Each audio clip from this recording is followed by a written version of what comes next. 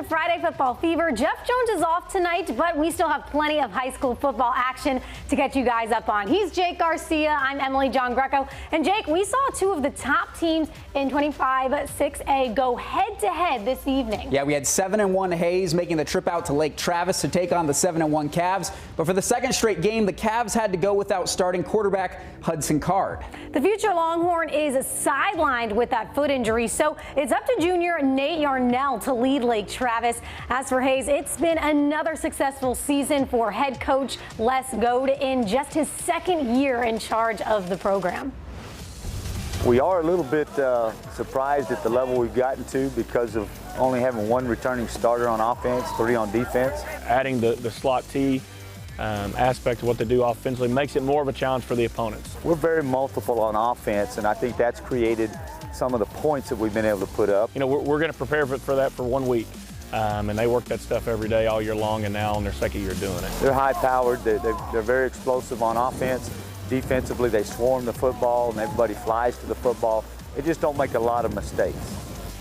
All right, it's our game of the week. You heard from the coaches, and now it's time to go to the game. Durant Hill hands it off to Xavier Green, who runs it 26 yards into the end zone. It is 31-13. Cavs leading. Rebels ball again. Hill pass to Joe Angel Carrasco. The deficit keeps getting cut. Score now 31-20. Lake Travis's ball. Nate Yarnell hands it off to Weston Stevens. The Cavs with 7 more on the board, 38-20. Now Yarnell with the ball again. He's looking and connects with Kyle Leaves, who's in the end zone. Hayes at 27, Lake Travis 59. That's your final score. Staying in the district, Anderson clinched its first winning season since 2010 last week. The reward, a Westlake team that's a freight train. And speaking of freight trains, Zane Miners is one personified. Long touchdown run puts the Shaps up early. Trojans trying to keep it close. Awfully tough with how well-rounded this Westlake team is. Sage Luther, part of the L unit on defense, he comes up with a pick. And it sets the stage for Kirkland Michaud. Hope he went dressed as Halloween for Kirkland Minshew.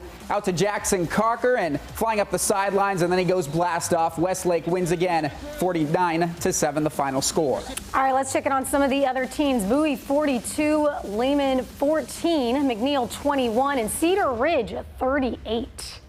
6A District 26, we got Smithson Valley 42 over San Marcos, only puts up 7 scores. Cedar Park, they had 2 more wins since week 1. Rather, they won 7 straight since that week 1 loss, 42-21 over Pflugerville. Back up to Class 6, where Westwood needed a win tonight against Stony Point to have a shot of making the playoffs. Stony Point, meanwhile, was trying to stop a recent slide. The Tigers started the season 6-0, but had dropped their past 2 entering week 10. Nothing like a sunset under the lights. RJ Martinez right here. He is going to throw and connects with Robbie Jang. He has no trouble making his way down the field. Martinez, this time, he is going to throw to Julian DeBerry with a spin move, and then the catch me if you can game, and guess what? They can't. That's a Warriors touchdown. They call it Friday Night Lights, but what happens when there aren't any lights? Don't worry, guys. They did get the issue fixed. Final score, Westwood lost this one. Stony Point 45, Westwood 28. Same class, different division. Austin High snapped a 5-game losing streak last week. AKINS still winless in the district. Matt Ruiz needing every inch of that 5'10" frame to get the football to the pylon. That gives the Maroons a 14-8 lead in the second quarter. Ensuing AKINS drive. Bubble screen gone wrong for the Eagles. Diego Rosales with the shoestring pick. So from wrong to right. Charles Wright, in fact. Heaving it deep, and it's Ruiz on the receiving end once more. Second touchdown of the second quarter for the duo. Austin 41, AKINS 30, your final score. All right, this is a huge one. I'm probably going to mispronounce this. You got this, Jake? It's Seguin 66 over Navarro. They pitched the shutout tonight. That's crazy. Seguin, actually. Seguin, okay. There we go. Our producer just told us Seguin. All right, and then we got Elgin 20, Bastrop 30. Some more final scores headed your way. Weiss 28, Marble Falls 0, Lockhart 13, and Tivy 31. All right, we've made it through the first batch of games, but we have plenty left to show you. More highlights, scores. Of course, we have a Band of the Week coming up. All that is straight ahead, so make sure you stay tuned to Friday Football Fever.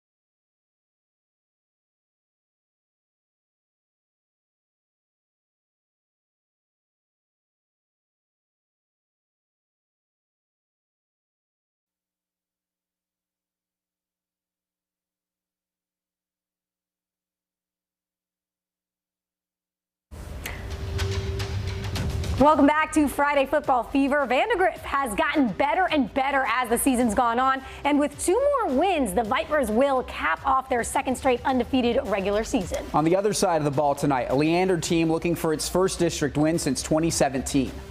Opening shot, we got Leander tries to run a trick play. Garrett Landry laterals to Xavier Terry, who is immediately met with about 3 Vipers in his face. Can't find anyone open. He tries to lateral it back, but fumbles recovered by Landry. Then the very next drive, Vandy's going to show them what's up. The trick play, Drew Dawson. He laterals to Ryan Back, who throws it to Trey Monguezi, and that is how the play is done. Those guys are super excited about that. They're showing them that's how you do it. All right, Landry, he passed to Kyle Levin. He makes it to the 5 before he is taken down. He almost looked like he was going to go all the way, but he ended up getting tripped up. The Vipers able to hold the Lions to a field goal. Final score in this one, Vandergrift 56, Leander 3. Over to Class 5, playoff spot up for grabs between Cedar Creek and Eastview. Something had to give with the Patriots' great offense and the Eagles' stout defense. That battle belonged to Cedar Creek at the beginning. Interception there for Reggie Smith. Eastview gets the ball back and a chance for Roland Hines to go to work. They see me Roland. Hines gets the pass close to the red zone, but the drive would stall out from there. So all those defensive stands for Cedar Creek. Here the offense holds up its end of the bargain. They'd get into the end zone shortly after that. Cedar Creek 14, Eastview 21, your final score. All right, let's look at some other scores. Lampasas 50, Canyon Lake 20 for 37 touchdowns in his senior season. Fredericksburg beats Burnett 10-7 in a low-scoring affair. 4A District 14, Liberty Hill all over Taylor, 63-0 there.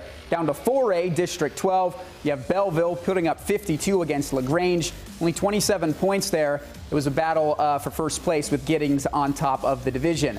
More action from Class 5 on the way. LBJ has done a really nice job these past few weeks bouncing back from the loss to Dripping Springs. In those past 2 weeks, the Jags have outscored their opponents 124-0.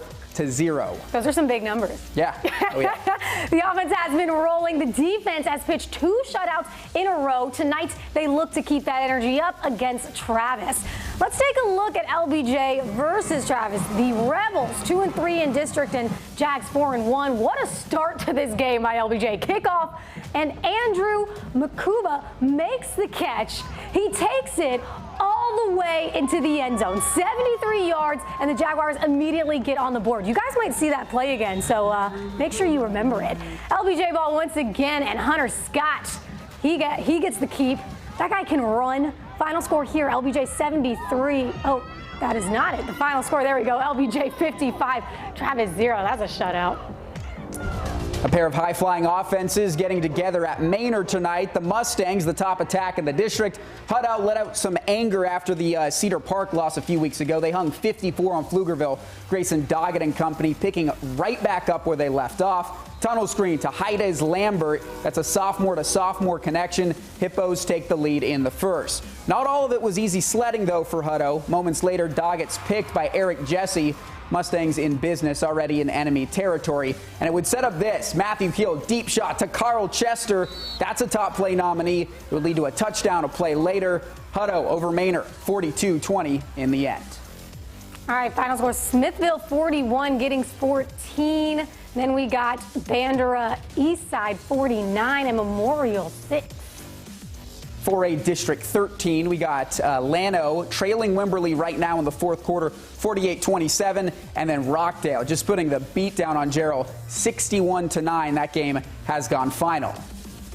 42 points in 12 minutes. That's what Dripping Springs exploded for in the fourth quarter of last week's game. It got them a 6th straight win. The Tigers' only loss this year was to 6A Hayes, a win tonight against Northeast, and they'd be outright district champs. So let's take you out to Nelson Field. Preston Alford to Loganee for a Tigers first down, and that is going to set up a beautiful play. This next one, Alford with the quarterback keep. Dripping Springs, they get into the end zone. Of course, it's a touchdown for the Tigers. All right, a low snap, but Alford able to get it. He's looking to pass to Cameron O'Bannon, and he is off to the races. Another touchdown for the Tigers. Your final score, Dripping Springs 42 and Reagan 8. Glenn hit the road tonight to take on Brenham. Shocking loss last week for the Cubs against Bastrop. Pair of 4-1 second-place teams here. We thought it would be a showdown. Turns out Brenham was out for blood from the get-go. QB keeper for Garrison Weiss. Cubs up 7-0. Glenn quickly goes 3 and out, so Brenham back to biz. The read option giving the defense and the camera all kinds of problems tonight. Javon Dixon in for 6. Brenham wins big, 48-7. Well, Troy could wrap up an outright district championship tonight with the win over Lago Vista. 13-12 the score at this point. Lago Vista ball, Buck Pounds. A long throw on 4th down to Marquise Pierce for the first down. Next play right here, hand off to Logan Parsons. He sets it up 1st and goal for the Vikings. And then Pounds with the keeper fights into the end zone, 19-12. The extra point was blocked. Next drive for the Trojans, 4th down. Ben Presley hands off to Zach Herbajek.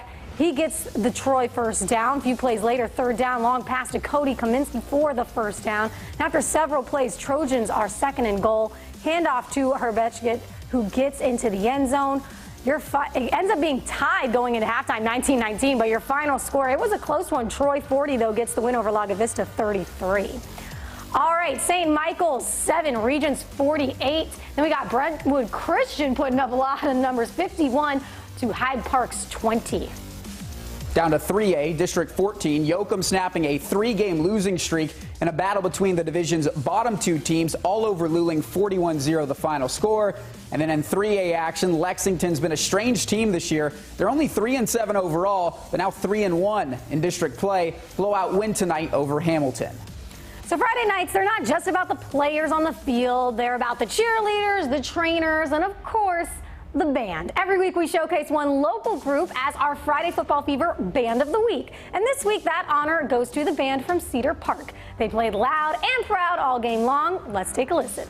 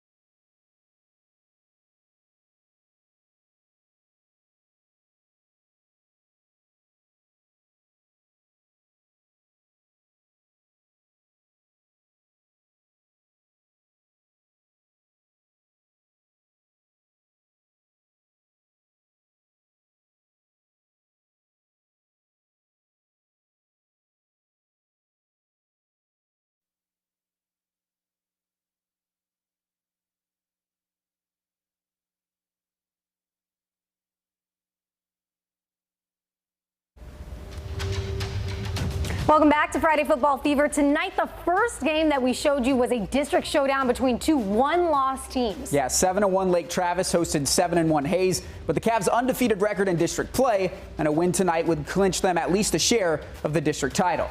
This one had district championship and playoff seeding implications. Lake Travis came out on top. thanks in part to another solid outing from quarterback Nate Yarnell and the defense's ability to stop the slot T offense from Hayes. Final score in our game of the week, it was 59-27. Lake Travis took the win. And then after the game, we had a chance to catch up with head coach Hank Carter. Here's what he had to say. Yeah, I think we got out to a good start. We had a miscue there on special teams to start the game, gave them a score, and I think our offense played well most of the first half. Defense kind of stiffened up. In the second half, hats off to Hayes, and made some adjustments, and we're able to put some drives together. But I'm happy with our bunch. Played pretty well tonight. So we've got our last regular season game next week against Anderson. We're going to get ready, and after we put this one to bed and watch this film, we'll get ready for those guys, and then look to the playoffs. Lake Travis continuing to look good. Don't go anywhere. We have even more highlights coming up after the break, more score updates as well. Plus, we'll honor another Mom of the Week. And it's time to hand out another Scholar Athlete of the Month award. We'll have that and more straight ahead.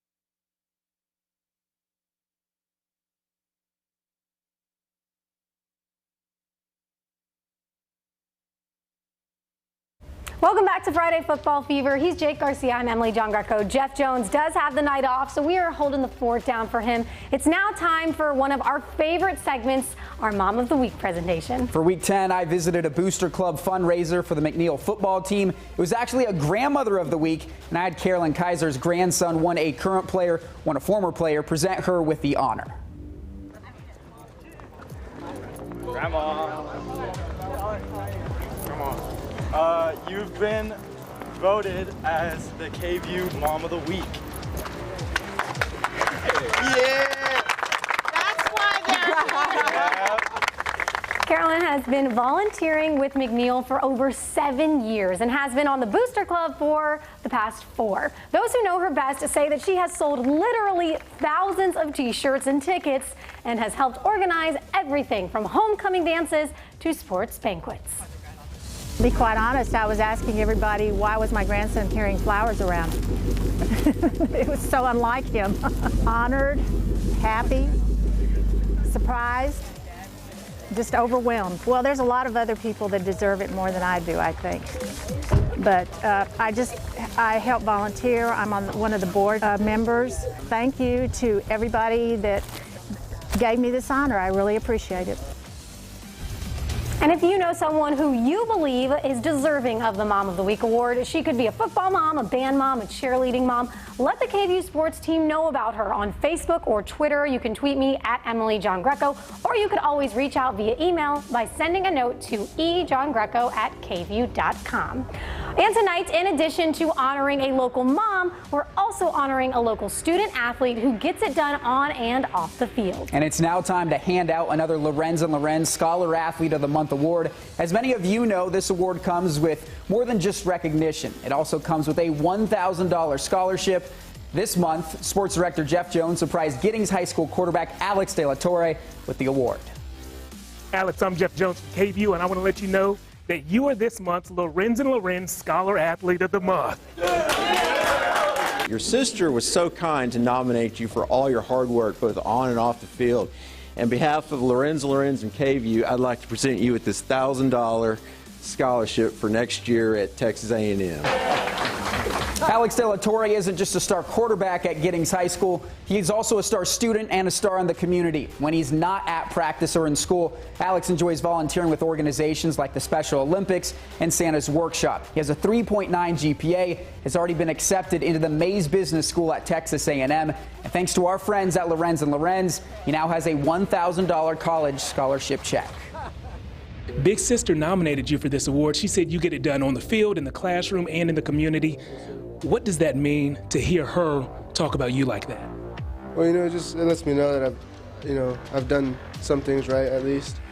I usually try to do the most that I can. As a young man who is a star quarterback for your high school team, you could use your free time in a selfish way to do things that only benefit you, but you choose to give back. Why is that important to you? Because, I know there's plenty of people out there who, aren't as fortunate as I am.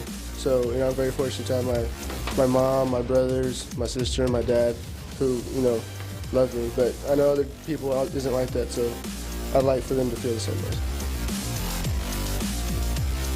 A student who gets it done on the court or on the field and in the classroom, he or she could be a great candidate for our Scholar Athlete of the Month award. Again, our friends at Lorenz & Lorenz are helping us recognize some amazing student athletes with this award and a $1,000 college scholarship check. If you'd like to nominate an exceptional student, you can do so at kvue.com/Scholar Athlete of the Month. We'll be back right after this.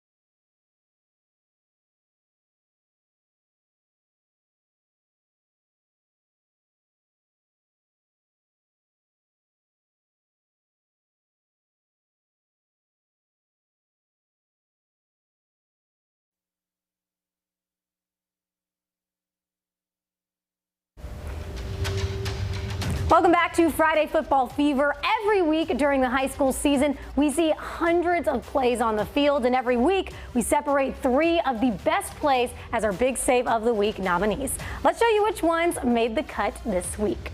First, we got LBJ versus Travis. Andrew Makuba. I'm pretty sure I told you guys to remember this play because you might be seeing it again.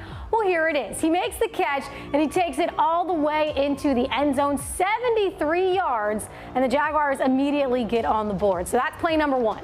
So this isn't the first time we've shouted out Carl Chester on this program. Probably won't be the last. This is what happens when 6'4" meets 5'11". Check out Chester high-pointing the football, leading to points for his team on the very next play. And our third big save, number 3, comes from Westlake wide receiver Jackson Cocker speeding up the sidelines and then taking flight. We'll give you another look. This one of many scores for Westlake on the day. They win big over Anderson. So those are the 3 plays. Make sure you guys go and vote for them. It's time to let us know which plays is your favorite. You can do that by going to my Twitter page at Emily Giangreco. There you'll see the poll that I recently created with those 3 plays, and you can vote. We'll add them up and reveal the winner Tuesday during our 6 o'clock show. And don't forget to check out Friday Football Fever replay tomorrow morning right here on KVUE.